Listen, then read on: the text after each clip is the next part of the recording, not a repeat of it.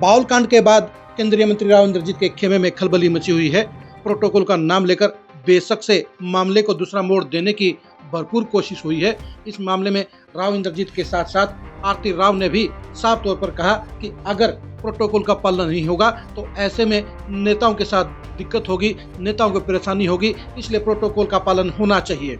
लेकिन दिक्कत इससे ज़्यादा बढ़ गई है और कहीं न कहीं राव इंद्रजीत के खेमे को लग रहा है कि उनके साथ कोई अनहोनी हो सकती है और इसलिए राव इंद्रजीत और आरती राव दोनों ही अपने साथियों को संगठित करने की मुहिम में जुट गए हैं।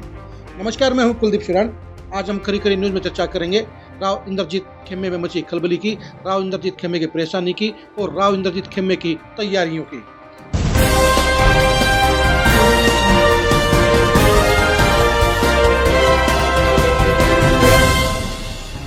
राव इंद्रजीत के खेमे में क्या चल रहा है, ये जानने के लिए पहले भिवानी जिले में आरती राव के बयान की इस झलकी को आप सुन लीजिए।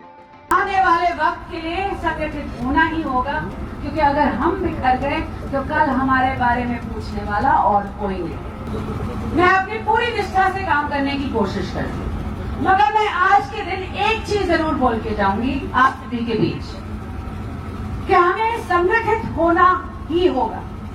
बहुत जरूरी है ये।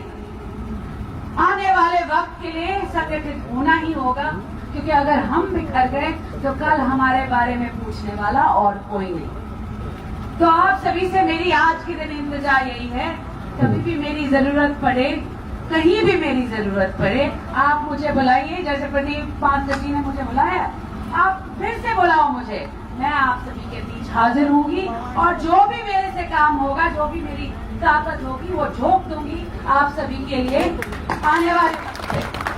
तो इसलिए मैं आज आप सभी से यही कहना चाहती हूँ, ये प्यार, ये आशीर्वाद मेरे ऊपर बनाए रखें ताकि मैं अपनी सारी ताकत आपके लिए इस्तेमाल करने में लगा रही हूँ। बहुत बहुत धन्यवाद।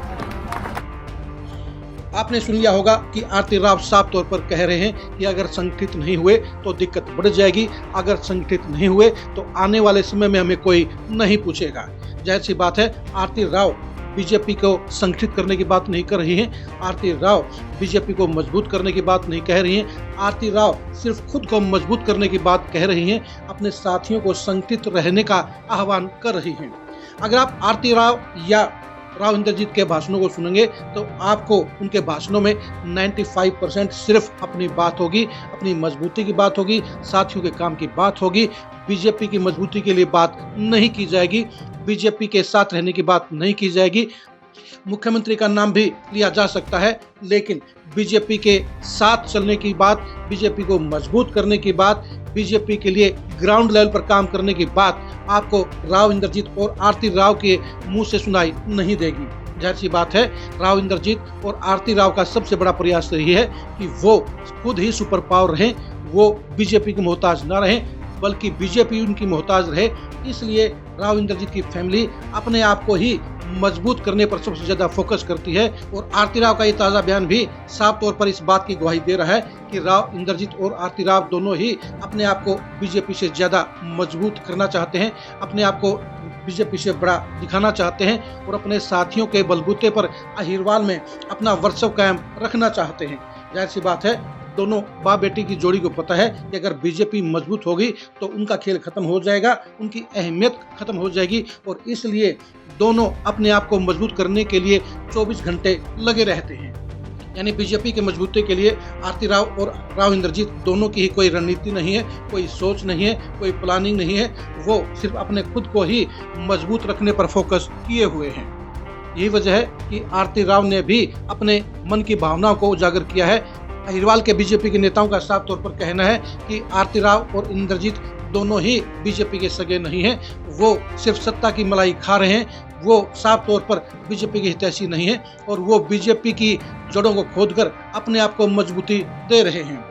सियासी रणनीति के हिसाब से इसे गलत भी नहीं कहा जा सकता, लेकिन अगर बीजेपी के एंगल से देखें तो ये बीजेपी के साथ गड़बड़ कही जाएगी, बीजेपी के साथ विश्वासघात कहा जाएगा। क्योंकि अगर आप 95% अपने बारे में बात करेंगे, अपनी मजबूती के बारे में बात करेंगे, अपने साथियों के बारे में बात करेंगे और इसके दूसरी ओर बीजेपी के बारे में बात नहीं करेंगे, संगठन के बारे में बात नहीं करेंगे और बीजेपी की मजबूती के लिए काम नहीं करेंगे, तो ऐसे में आपकी मंशा पर शक का सवाल उठना लाजमी है। आप राव इंद्रजीत और आरती राव के इस अंदाज के बारे में क्या सोचते हैं, कमेंट करके जरूर बताइए। राव इंद्रजीत और आरती राव बीजेपी के मुकाबले खुद को मजबूत करने को तरजीह क्यों देते हैं, ये भी कमेंट करके जरूर बताइए। बीजेपी में राव इंद्रजीत और आरती राव के भविष्य को जानने के लिए आप लगातार खरी खरी न्यूज के साथ बने रहिए। आप हमारे फेसबुक पेज को फॉलो कीजिए, आप हमारे यूट्यूब चैनल को सब्सक्राइब कीजिए। नमस्कार।